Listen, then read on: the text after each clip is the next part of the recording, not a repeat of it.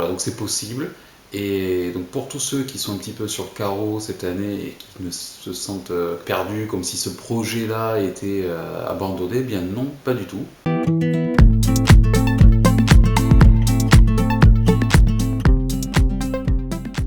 Bonjour, je m'appelle Mathieu, je suis éducateur spécialisé. Si c'est la première fois que vous venez sur la chaîne, je vous invite à vous abonner et d'activer la cloche pour ne rien rater des prochaines vidéos. Et si le contenu vous a plu, n'oubliez pas de laisser un petit j'aime, ça m'aidera beaucoup.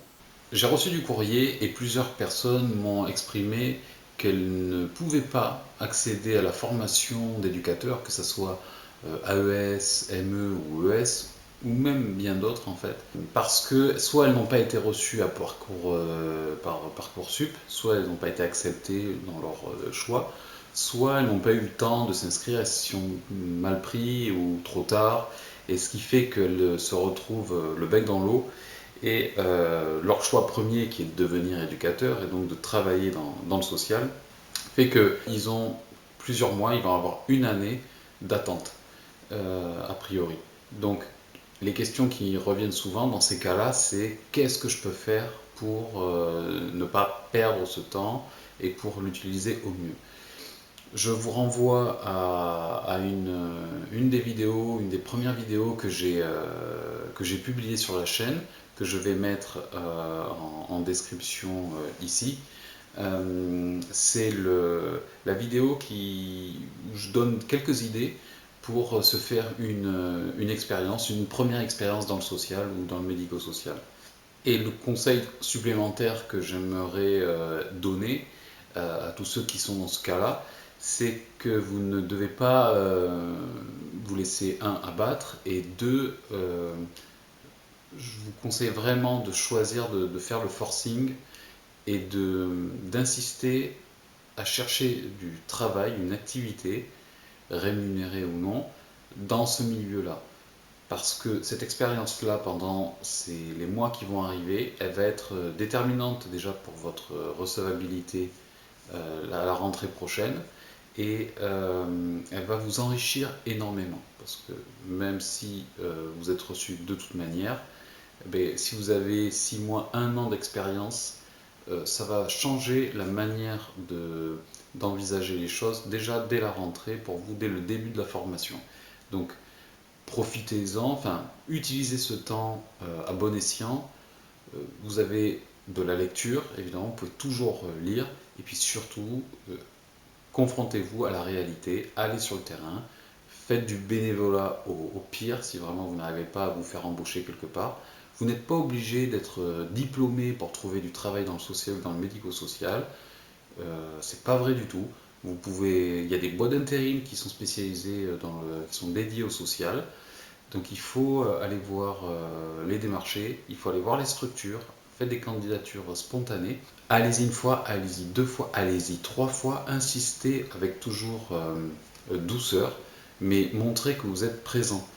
Vous verrez qu'un jour, il y aura une réponse positive, quelqu'un qui vous dira ben oui, il y a un remplacement, venez à telle heure, et ça vous fera une première expérience, et on vous rappellera beaucoup plus facilement. Il y a un nombre de collègues que j'ai croisés dans mon parcours professionnel qui n'avaient pas au départ de diplôme, et encore aujourd'hui j'en croise, ils ne sont pas diplômés, et après l'employeur décide de leur faire des CDD, des contrats particuliers ou des contrats de professionnalisation pour qu'ils puissent se former pendant qu'ils travaillent. Donc ils touchent quand même un salaire, et ils vont en formation de temps en temps, ils ont des stages à effectuer. Voilà, donc c'est possible. Et donc pour tous ceux qui sont un petit peu sur le carreau cette année et qui ne se sentent perdus, comme si ce projet-là était abandonné, eh bien non, pas du tout. Vous avez des solutions. Il faut que vous alliez les chercher, ces solutions.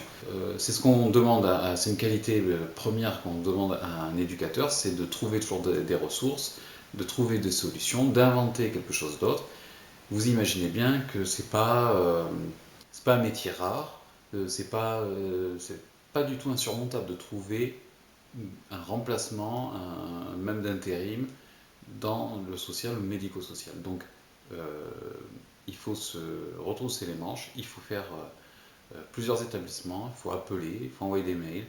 Prenez-vous faites-vous-y de la manière dont vous voulez, mais je vous assure que si on veut, entre guillemets, vous trouverez, à force vous allez trouver.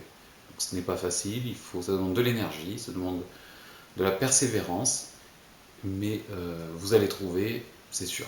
Donc voilà, lisez, préparez-vous pour le concours d'entrée s'il y en a un, la sélection ou le début de la formation. Les lectures, ça ne sera jamais de trop. Vous avez des articles sur internet, vous n'êtes pas obligé de lire des bouquins, d'accord? Laissez tomber ça, il faut que... Moi je suis partisan que le travail se fasse d'une manière agréable, d'accord? Si vous forcez, c'est pas bon parce que vous allez abandonner un bout d'un moment. On ne peut pas toujours se trouver dans l'effort. Vous voyez.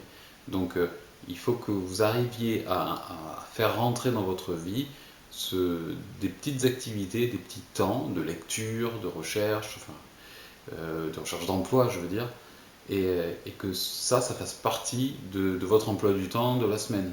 Vous voyez, où vous fixez, je dois prendre au moins un rendez-vous, ou je dois lire un article. Voilà. Ça prend quoi de lire un article? Un quart d'heure? Eh bien, un par semaine.